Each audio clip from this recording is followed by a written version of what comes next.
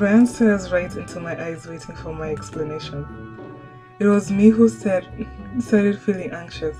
Mr. C and Nolan are just helping me. I know I have to say something, but I can't find the right word. Ryan, I'm sorry. No, it's my fault, sorry. What do you mean? Ryan asked me in a sad voice. I bit my lips, still struggling for words. How should I tell Ryan? My effort is to no avail. No avail? And silence comes upon us. Happy ending! Mr. Chesler is the first to break the silence. Well, these two were wondering about you, Ryan. I was just about to explain everything to them. His voice has changed so many times. In reality, we had been twisting his arm some, but Mr. Scheisler is nice enough to cover for us. I see. Ryan, I know how you feel, but it's not right for you to worry Livia like this. Ryan nods in agreement, and Ryan throws a glance at me. I'm sorry. It's been on my mind too.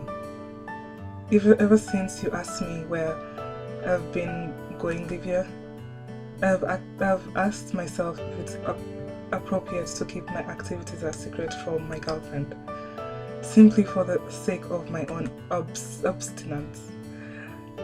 Ryan lowers his gaze. You have, in that case, there is no need for me to talk anymore. You can reassure Livia yourself. Sure. I really think it's best if she knows the truth. Yes, I think so. Alright then, perhaps Nolan and I would head for the cafe and treat ourselves of a bottle of sparkling wine or something. Right, Nolan? Mr. Shakespeare backs up his suggestion with a slap on Nolan's shoulder. It can't be helped. It can't be helped. These bottles that arrived from Bonaparte the other day look interesting. Let's go. The man lets out a sigh, then reaches into the wooden crate next to him and pulls out a bottle of sparkling wine. Thanks, you two. Thanks for putting up with our troubles. If it's all right with you, Ryan, I'll explain everything to Nolan. I'll appreciate that, thanks. I forgot his voice. And Nolan, sorry for the trouble. Ryan apologetically lowers his head. You owe me one. Nolan smirks back at him. I know. I can't help but notice.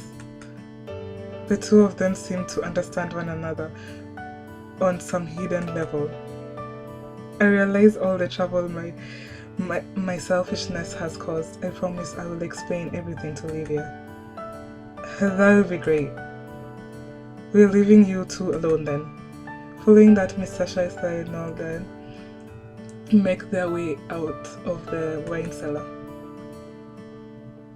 For several seconds, neither Ryan nor I say anything. Finally, I break the silence. I'm sorry. What are you apologizing for?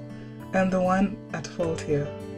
I know you didn't want to talk about it, and yet I went and asked Mr. C anyway. Ryan sheepishly lowers his gaze. I was planning on telling you, but I just wanted to wait until things had progressed a little further. I never imagined it would turn just into such a big misunderstanding. Forgive me. No, you have every reason to be worried.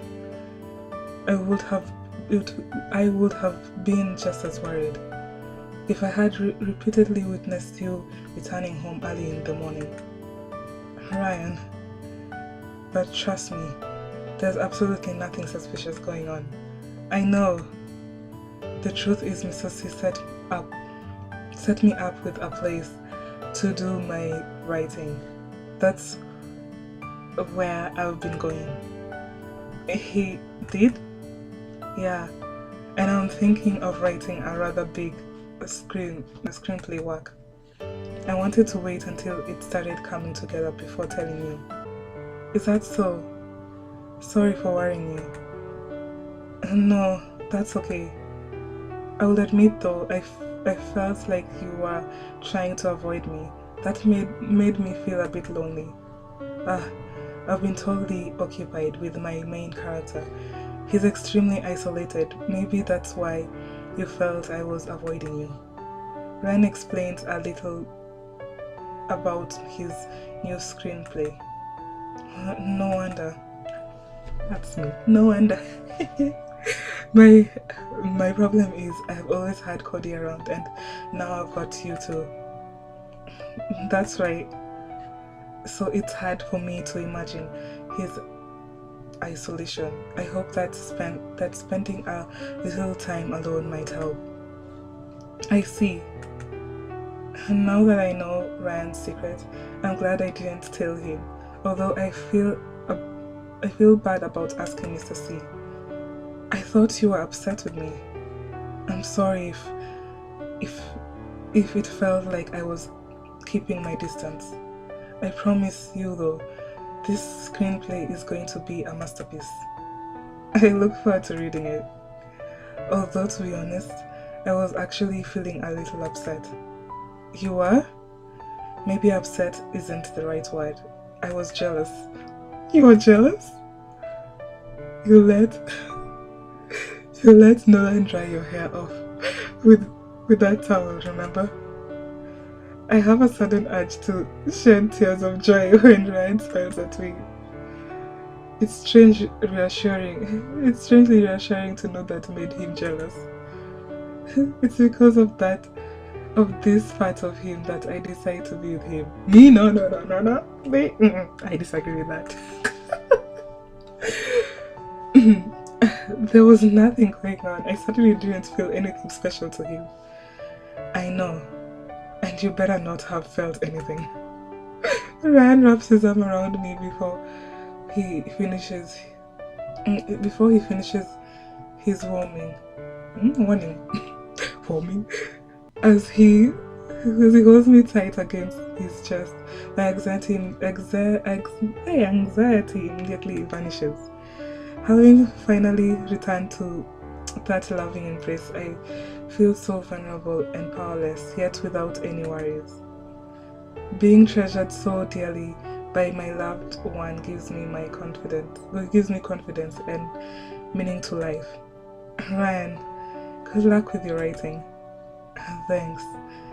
When things calm down a little, I will invite you to see my writing room. I can't wait. Although I have no idea what it will be like to live in isolation. What were you thinking just now? Hey, don't squeeze me so hard. You heard me. I wasn't thinking anything. My mind wanders from Ryan to the character he is trying to create for a second. But he abruptly hugs me tightly as an effort to recapture my attention. Wine cellars aren't really meant for long stays. Do you mind if we head to your room? I look up and find Ryan smiling. Then maybe you could warm me up a little. Sure, but I'd love to stop for a quick cup of coffee. Fast. After all, I haven't had anything yet since morning. No. You're taking orders from me today. The devilish gleam in Ryan's eye is impossible to miss.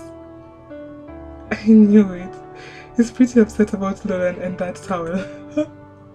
He lifts me into his arms and I gaze up at him as he starts walking. I'm hungry, Ryan. Ryan, do you hear me? It's a little late for brunch and too early for lunch. We'll have to think of something to pass the time while we wait. Well, then coffee would... He presses his lips against mine, effectively refusing my request.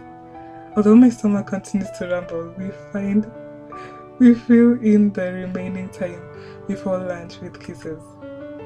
Thanks to Ryan's secret and our time spent apart, it doesn't take them long to turn passionate. I will never hide anything from you again, I promise. And that is the end of that, guys. I hope you enjoyed this, and thank you for watching. Toodles! See you in the next one.